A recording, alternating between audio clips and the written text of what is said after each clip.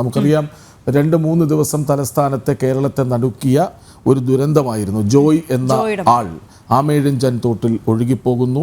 അതിന് പിന്നാലെ നമ്മൾ കണ്ടെത്തിയത് ജോയിയെ മാത്രമല്ല, ചേതനയേറ്റ ജോയിയുടെ ശരീരം മാത്രമായിരുന്നില്ല, പാറ പോലുറച്ച പ്ലാസ്റ്റിക് മാലിന്യ കൂമ്പാരം കൂടിയായിരുന്നു. തലസ്ഥാന നഗര മധ്യത്തിൽ ചെറിയൊരു തോട്ടിൽ ആണ് ഒരു മനുഷ്യന് ജീവൻ നഷ്ടപ്പെട്ടത്. ആ ജീവൻ നഷ്ടപ്പെട്ടതിന് കാരണം എന്താണ്? ആ മാലിന്യം കെട്ടിക്കിടക്കുന്നതാണെന്ന് മനസ്സിലാക്കുമ്പോൾ തന്നെ അതിനെ ചുറ്റിപ്പറ്റിയുള്ള സ്ഥലങ്ങളിൽ ജീവിക്കുന്ന ആയിരക്കണക്കിന്, ഒരുപക്ഷെ 10,000-കണക്കിന് ജനങ്ങൾ എന്ന് പറയും, ഈ തോട് കടന്നു പോകുന്ന വഴികളിലൊക്കെ താമസിക്കുന്ന ആളുകൾക്കെല്ലാം ഗുരുതരമായ ആരോഗ്യ പ്രശ്നങ്ങൾ ഉണ്ടാക്കിക്കൊണ്ടാണ് ഈ തോട് കടന്നു പോകുന്നത് എന്നുള്ള ഞെട്ടിപ്പിക്കുന്ന കാര്യങ്ങൾ കൂടിയാണ്. അത് മാത്രമല്ല, അന്ന് ഈ മൃതദേഹം കണ്ടെത്തിയ ശേഷം വലിയ പ്രഖ്യാപനങ്ങളുണ്ടായി. ഞങ്ങളിതാ മാലിന്യ സംസ്കരണ പരിപാടികളിലേക്ക് നീങ്ങുന്നു, ഇനി ഇങ്ങോട്ട് പ്ലാസ്റ്റിക് ഒഴുകി വരില്ല, എല്ലാം തടയുകയാണ്, ക്യാമറകൾ വെക്കുകയാണ് എന്നൊക്കെ പറഞ്ഞു. പക്ഷെ നടപ്പിലായോ എന്ന് നമ്മൾ അന്വേഷിക്കേണ്ടതുണ്ട്. തീർച്ചയായും പ്രേക്ഷകർ നമ്മോട് ആവശ്യപ്പെടുന്നതാണ് ഇത്തരം കാര്യങ്ങൾ വഴിയിലിട്ട് പോകരുത് എന്നുള്ളത്. തീർച്ചയായും നമ്മൾ ഈ അർജുനെ തിരഞ്ഞുകൊണ്ട് കുറച്ച് ദിവസങ്ങളിൽ ഞങ്ങൾ അതിൻ്റെ പിന്നാലെ ഉണ്ട്. ഇന്നിപ്പോൾ തിരച്ചിൽ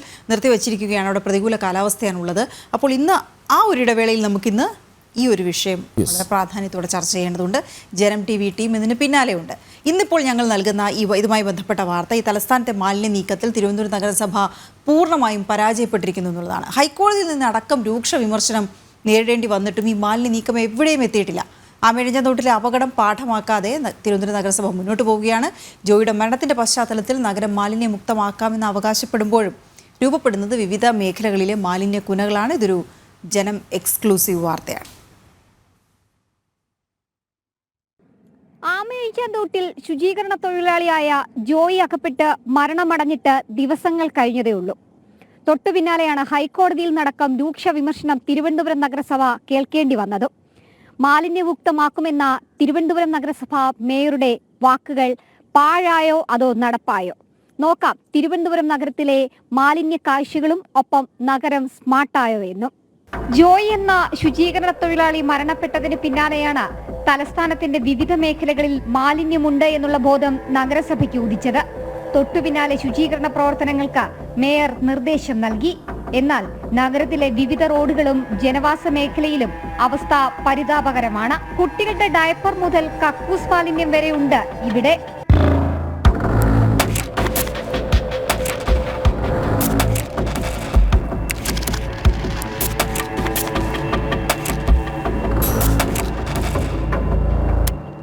നഗരത്തിലെ വിവിധ മേഖലകളിൽ മാലിന്യം കുന്നുകൂടുകയാണ്.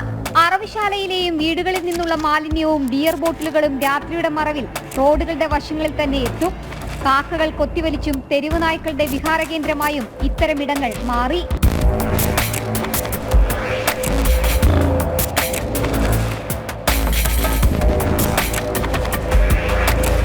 മാലിന്യമുക്തം തലസ്ഥാനം എന്ന ബോർഡുകൾ പലയിടത്തുമുണ്ടെങ്കിലും ഇത്തരം ബോർഡുകൾക്ക് 20 മീറ്റർ പോലും മാറാതെ കൃത്യമായി മാലിന്യ നിക്ഷേപമുണ്ട്. കൃത്യമായ പരിശോധനകൾ നടത്താത്തതും മാലിന്യം നിക്ഷേപിക്കുന്നവർക്ക് ഇഷ്ടകേന്ദ്രമായി ഇത്തരം സ്ഥലങ്ങൾ മാറി. കുട്ടികളുടെ ഡയപ്പർ മുതൽ അറവുശാലയിലെ മാലിന്യങ്ങൾ വരെയുള്ള ഈ മാത്രം. ഇത്തരത്തിൽ വിവിധ മേഖലകളിൽ കൂനകൾ കുന്നുകൂടുകയാണ്. നഗരം മാലിന്യമുക്തമാക്കുമെന്ന അടിക്കടി അവകാശപ്പെടുന്ന നഗരസഭാ മേയർ ആര്യ രാജേന്ദ്രനും ഒപ്പം ആരോഗ്യ സ്റ്റാൻഡിംഗ് കമ്മിറ്റി ചെയർപേഴ്സണും ഒന്നുകൂടി ശ്രദ്ധിക്കുക. പേരറിയാത്ത ഒരുപാട് രോഗങ്ങൾ തലസ്ഥാനത്ത് പിടിമുറുക്കുമ്പോൾ ഇങ്ങനെയുമുണ്ട് ചില മറുകാഴ്ചകൾ. അത് നീക്കം ചെയ്തേ മതിയാകൂ. ക്യാമറാമാൻ അനീഷ് കാട്ടാക്കടയ്ക്കൊപ്പം എസ് ഷാനി, ജനം, തിരുവനന്തപുരം. ഉഷാജി, ഗിരിജയൊക്കെ ചൂണ്ടിക്കാണിക്കുന്നുണ്ട് കേട്ടോ നല്ല മഴയെന്ന്. ഈ മഴയത്താണ് നമുക്ക് ഈ പ്രശ്നം കൂടുതലായി നമ്മൾ അനുഭവിക്കുന്നത്. അതായത് കുന്നുകൂടുന്ന മാലിന്യം പകർച്ചവ്യാധികൾ പോലും ഉണ്ടാക്കാനുള്ള സാധ്യത തുടങ്ങുന്നത് മഴ കൂടി പെയ്യുമ്പോഴാണ്. മാത്രമല്ല ഈ വെള്ളം കരകവിഞ്ഞ് പലപ്പോഴും വീടുകളിലേക്ക് വരാറുണ്ട്. ഈ സമീപത്ത് മാത്രമല്ല ഈ തിരുവനന്തപുരം നഗരം അല്ലെങ്കിൽ തന്നെ മാലിന്യങ്ങൾക്ക് മീതെ രൂപപ്പെടുത്തിയെടുത്ത നഗരമാണെന്നൊരു ആക്ഷേപം പരക്കെയുണ്ട്. അതിപ്പോൾ കൂടിയിട്ടേ ഉള്ളൂ. വരുന്ന നിരത്തുകളിൽ നമ്മളൊക്കെ രാവിലെ ഏതെങ്കിലും ഒരു വാഹനത്തിൽ ഓഫീസിലേക്ക് വരുമ്പോൾ അല്ലെങ്കിൽ തിരിച്ചു പോകുമ്പോൾ നമ്മൾ കാണുന്നതാണ്. പ്രത്യേകിച്ച് രാവിലെ വരുമ്പോഴാണ് ഈ കാഴ്ച ഉണ്ടാവാറ്.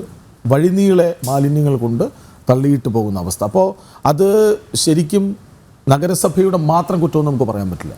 അത് കൊണ്ടിടുന്നവരുടെ കൂടി കുറ്റമാണ്. പക്ഷെ അത് കണ്ടെത്താനാകാതെ പോകുന്നത്, ഒരു ദുരന്തം വന്നിട്ടും പാഠം പഠിക്കാതെ പോകുന്നത് ക്യാമറകൾ കൂടി ക്യാമറ ഇത് വേണം. സാധാ ക്യാമറ വെച്ച് അത് മോണിറ്റർ ചെയ്താൽ തന്നെ ഇത് കൊണ്ടിടുന്ന സ്ഥിരമായി കൊണ്ടിടുന്ന ആളുകളെ പിടികൂടാൻ കഴിയും. അതിനേക്കാൾ ഉപരി ഞാൻ ചോദിക്കുന്നത്, വീടുകളിൽ ഉണ്ടാകുന്ന മാലിന്യം നിർമ്മാർജ്ജനം ചെയ്യാൻ വീടുകളിൽ സ്ഥലമില്ലാതിരിക്കെ അത് ശേഖരിക്കാനും കൊണ്ടുപോയി സംസ്കരിക്കാനും ഒരു ഇടമുണ്ട് എങ്കിൽ ജനങ്ങളത് ചെയ്യും. കുറച്ച് വർഷങ്ങൾക്ക് മുമ്പ് ഒരു ഉപതെരഞ്ഞെടുപ്പ് തലസ്ഥാനത്ത് ഒരു മണ്ഡലത്തിൽ വന്നപ്പോൾ അവിടുത്തെ MLA ആയി മത്സരിച്ച ആൾ ഇപ്പോൾ MLA ആണ്. ആ മണ്ഡലത്തിലെ മൈക്ക് അനൗൺസ്മെൻറ്റുകൾ മുഴുവൻ തിരുവനന്തപുരത്തെ കുടുംബങ്ങളെ മാലിന്യ സംസ്കരണം എന്തെന്ന് പഠിപ്പിച്ച ആളിന് വോട്ട് ചെയ്യൂ എന്നാണ് പറഞ്ഞത്. പക്ഷെ ഇപ്പോഴും നമ്മുടെ മാലിന്യ സംസ്കരണം എവിടെയും എത്തിയിട്ടില്ല. ആമയിഴഞ്ചാൻ അധികൃതർ, ആമയിഴഞ്ചാൻ ഭരണകൂടങ്ങൾ എന്നുകൂടി പറയേണ്ടി വരും. ആമകൾ ഇഴയും പോലെ ഇഴയുകയാണ് നമ്മുടെ സർക്കാർ, ഒന്നും നടക്കുന്നില്ല എന്നുള്ളതാണ്. ഏതായാലും ശാലിനി ഒപ്പം ചേരുന്നുണ്ട്. ശാലിനി എവിടെയൊക്കെയാണ് പോയത്, എവിടെയൊക്കെയാണ് ഇത്തരം മാലിന്യങ്ങൾ കണ്ടത്, ഇനിയും പാഠം പഠിച്ചില്ലെന്നോ നഗരസഭ? കൃഷ്ണരാജ്, വീണ, ഗുഡ് മോർണിംഗ്, നമസ്തേ. നമ്മൾ വിവിധ മേഖലകളിൽ, തലസ്ഥാന ജില്ലയിലെ നഗരമേഖലയിൽ വിവിധ ഭാഗങ്ങളിലാണ് ഇന്നലെ ഈ ദൃശ്യങ്ങൾ പകർത്താൻ പോയത്. നഗരസഭ പറഞ്ഞ വാഗ്ദാനങ്ങൾ ഫലം കണ്ടിട്ടുണ്ട് എന്നുള്ളതായിരുന്നു നമ്മുടെ അന്വേഷണത്തിന്റെ ഭാഗമായി ഇട്ടത്. അതിൽ ഇപ്പോൾ നമ്മൾ കാണുന്ന ദൃശ്യങ്ങൾ തിരുവനന്തപുരം വള്ളക്കടവിന് സമീപത്തുള്ള ദൃശ്യങ്ങളാണ്. ഇത് ആമയിഴഞ്ചാൻ തോടിന്റെ ഭാഗമായിട്ടുള്ള പാർവതി പുത്തനാർ, ആ പാർവതി പുത്തനാറിന്റെ ഒരു ഭാഗമാണ് ഇപ്പോൾ ദൃശ്യങ്ങളിൽ കണ്ടുകൊണ്ടിരിക്കുന്നത്. നമ്മുടെ സ്റ്റോറിയിൽ നമ്മൾ കാണിച്ച ദൃശ്യങ്ങൾ ഇൻഡസ്ട്രിയൽ ഏരിയയിലെ, അതായത് തിരുവനന്തപുരം വേളി മേഖലയിലെ ദൃശ്യങ്ങളാണ്. അവിടെയാണ് പല ബോർഡുകളും ഉണ്ട്, ക്യാമറകളുണ്ട്. ഇതിന്റെയൊക്കെ സമീപത്താണ് ഈ മാലിന്യങ്ങൾ കൊണ്ടുവന്ന് രാത്രിയുടെ മറവുകളിൽ തള്ളുന്നത് എന്നുള്ളതാണ് ഏറ്റവും ശ്രദ്ധേയമായിട്ടുള്ള കാര്യം. ഇപ്പോൾ നമ്മൾ കണ്ടുകൊണ്ടിരിക്കുന്നത് പാർവതി പുത്തനാറിലെ കാഴ്ചകളാണ്. ഒരുപക്ഷെ ഒരു കാലത്ത് ഏറ്റവും കൂടുതൽ ചരക്ക് നീക്കം അടക്കം നടന്ന തിരുവനന്തപുരത്തിന്റെ മാത്രം അവകാശപ്പെടുന്ന ഒരു ചരക്ക് നീക്ക പാതയായിരുന്നു. പിന്നീട് അത് മാലിന്യങ്ങളുടെ കൂമ്പാര കേന്ദ്രമായി. ഇന്നും അത് നഗരസഭ അങ്ങനെ തന്നെ തുടരുന്നുണ്ട് എന്നുള്ളതാണ് ഏറ്റവും ശ്രദ്ധേയമായിട്ടുള്ള കാര്യം. ആമയിഴഞ്ചാൻ തോട്ടിലടക്കം ജോയിയുടെ മരണം ഉണ്ടായിട്ടും ഒരു രീതിയിലുള്ള പാഠവും അവിടെ പഠിച്ചിട്ടില്ല നഗരസഭ എന്നുള്ളതിന്റെ ഉദാത്തമായ ഉദാഹരണം കൂടിയായി നമുക്ക് ഈ ദൃശ്യങ്ങൾ പ്രേക്ഷകരിലേക്ക് എത്തിക്കുകയും ചെയ്യാം. ഇതിലടക്കം ആശുപത്രി മാലിന്യങ്ങളുണ്ട്, ഒപ്പം തന്നെ വീടുകളിൽ നിന്നുള്ള മാലിന്യങ്ങളുണ്ട്, ബിവറേജ് ബോട്ടിലുകളുണ്ട്. അത്തരത്തിൽ പ്ലാസ്റ്റിക്കും അജൈവ മാലിന്യങ്ങളായിട്ടുള്ള മാലിന്യങ്ങൾ കുന്നുകൂടി കിടക്കുന്ന കാഴ്ചകളാണ് പാർവതി പുത്തനാറിൽ നിന്ന് നമുക്ക് ഈ പുലർക്കാലം പ്രേക്ഷകരിലേക്ക് ആ കാഴ്ചകളായി എത്തിക്കാൻ കഴിയുന്നത്. ഇതിന് സമീപത്തുള്ള പല വീടുകളിലെയും കക്കൂസ് മാലിന്യങ്ങൾ ഇതിലേക്ക് ഒഴുക്കുന്നുണ്ട്. വീടുകളിൽ നിന്നുള്ള ഡയപ്പർ മാലിന്യങ്ങൾ, കുട്ടികളുടെ ഡയപ്പറുകൾ ഉൾപ്പെടെയുള്ള അത്തരം മാലിന്യങ്ങളും ഈ ഒരു കൂമ്പാരത്തിലുണ്ട് എന്നുള്ളത് നമുക്ക് ദൃശ്യങ്ങളിൽ നിന്ന് കാണുകയും ചെയ്യാം. എന്തുകൊണ്ട് നഗരസഭ പാഠം പഠിക്കുന്നില്ല, ഇനിയും ജോയിമാർ ഉണ്ടാകണമോ എന്നൊരു ചോദ്യം കൂടിയാണ് ഇവിടെ ഉയരുന്നത് എന്നുള്ളതാണ് ഏറ്റവും ശ്രദ്ധേയമായിട്ടുള്ള കാര്യം. തിരുവനന്തപുരത്ത് ജോയിയുടെ മരണമുണ്ടായപ്പോൾ അന്ന് രണ്ടോ മൂന്നോ റെയിൽവേ സ്റ്റേഷനിൽ നിന്നുള്ള IRCTയുടെ സ്റ്റിക്കർ പതിച്ച പ്ലാസ്റ്റിക് ഗ്ലാസുകൾ അല്ലെങ്കിൽ അത്തരത്തിലുള്ള ബോട്ടിലുകൾ കണ്ടതിന്റെ പേരിൽ മാത്രം റെയിൽവേയുടെ തലയിൽ മുഴുവൻ പഴിയും ചാരി രക്ഷപ്പെടാനായിരുന്നു അന്ന് നഗരസഭ ശ്രമം നടത്തിയത്. തൊട്ടു പിന്നാലെ തന്നെ ഈ മാലിന്യ നീക്കത്തിലടക്കം വീഴ്ച വരുത്തിയ ഉദ്യോഗസ്ഥനെ നഗരസഭ തന്നെ സസ്പെൻഡ് ചെയ്യുന്ന സാഹചര്യങ്ങളും കാഴ്ചകളും നമ്മൾ കാണുകയും ചെയ്തിട്ടുണ്ട്. അപ്പോൾ തന്നെ നമുക്ക് മനസ്സിലാകും അതിൽ എത്രത്തോളം നഗരസഭയുടെ ഭാഗത്ത് നിന്ന് വീഴ്ച ഉണ്ടായിട്ടുണ്ട്, അല്ലെങ്കിൽ അത്തരത്തിലൊരു സസ്പെൻഷൻ ഉണ്ടാവുകയുമില്ല. അതിനുശേഷം ഹൈക്കോടതിയിൽ നിന്നടക്കം രൂക്ഷ വിമർശനമാണ് തിരുവനന്തപുരം നഗരസഭ നേരിടേണ്ടി വന്നത്. ശ്രീലങ്ക അടക്കം ഉപമിച്ചുകൊണ്ട് ചില വിമർശനങ്ങളും പരാമർശങ്ങളും കോടതിയുടെ ഭാഗത്ത് നിന്ന് ഉണ്ടാവുകയും ചെയ്തിട്ടുണ്ട്. കാരണം അത്തരത്തിൽ ചില നാടുകൾ മാലിന്യമുക്തമാക്കാൻ വേണ്ടി സ്വീകരിക്കുന്ന നടപടികൾ എന്തുകൊണ്ട് തിരുവനന്തപുരം സ്വീകരിക്കുന്നില്ല എന്നുള്ള ചോദ്യമൊക്കെ അന്ന് നഗരസഭയോട് ചോദിക്കുന്ന ഒരു സാഹചര്യം ഉണ്ടായിരുന്നു. അഡീഷണൽ ചീഫ് സെക്രട്ടറി അടക്കം ചില ന്യായീകരണങ്ങൾ കോടതിക്ക് മുൻപാകെ കൊണ്ടുപോയെങ്കിലും അവിടെയൊക്കെ വിമർശനങ്ങൾ നേരിടേണ്ട സാഹചര്യം ഹൈക്കോടതിയുടെ ഭാഗത്ത് നിന്ന് ഉണ്ടായി. കാരണം ഇത്തരത്തിൽ മാലിന്യം നിക്ഷേപിക്കുന്നവരെ കണ്ടെത്തി പിഴ ഈടാക്കുന്നത് മാത്രമല്ല, അവർക്ക് കർശനമായ നടപടി അവർക്കെതിരെ സ്വീകരിക്കണം എന്നുള്ള കാര്യം കൂടി ഹൈക്കോടതി സൂചിപ്പിക്കുകയും ചെയ്തിട്ടുണ്ട്.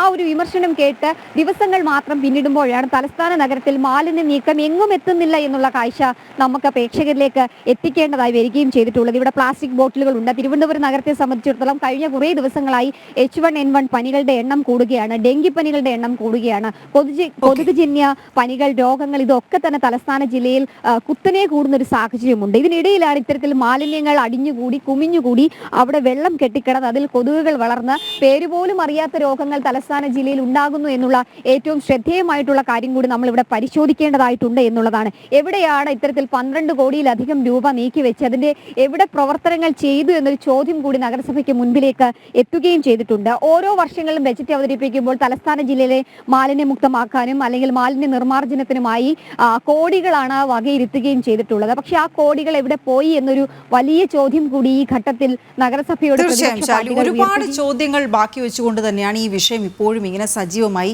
നിൽക്കുന്നത്. ഒരുപക്ഷെ പ്രേക്ഷകർ അത് ചൂണ്ടിക്കാണിക്കുന്നുമുണ്ട്. വിവരണം നന്നായി ശാലിനി എന്ന് പറയുന്നുണ്ട്. വിവരണം എന്നുള്ളതിനേക്കാൾ ഉപരി ഈ വിഷയം